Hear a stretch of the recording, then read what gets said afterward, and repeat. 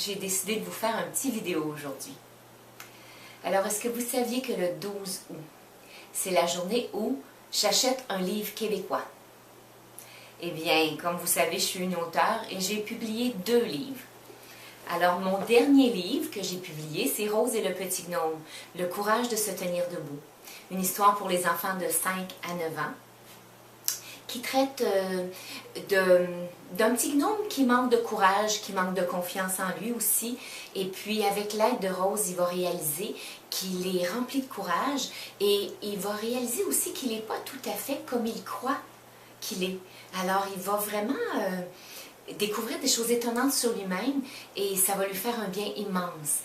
Alors, je le recommande pour les grands comme pour les petits. Et puis, mon autre livre que je veux vous parler, c'est Marcher dans ce sentier, une histoire père-fille. Ça, c'est mon premier livre. C'est un roman épistolaire, donc c'est des conversations courriels que j'ai eues, des correspondances courriels que j'avais eues avec mon père, et qui racontent comment on a réussi à reconnecter, à se réconcilier. Ce que je souhaitais en publiant ce livre-là, c'était de créer un mouvement vers la réconciliation, un mouvement d'espoir, pour vous donner espoir que parfois, il n'est encore pas trop tard pour régler des choses et pour bien communiquer. Et le but d'avoir publié ce livre-là, c'était de vous inspirer à rechercher le bonheur, à rechercher votre voie.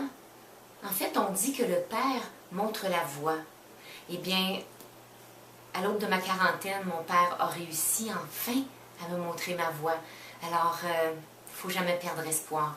Alors, mes 2 livres, ils sont avec une super promotion. Donc, pour le 12 août, profitez de ma super promotion qui a commencé le 1er août jusqu'au 30 septembre. Donc, vous allez tout découvrir les détails sur mon site internet claudelacasse.ca à la section Auteur boutique. J'ai 2 belles surprises qui vous attendent là. Et je vous remercie de m'encourager, de me suivre dans tout ce que je fais. Et puis le 12 août, on encourage un auteur québécois.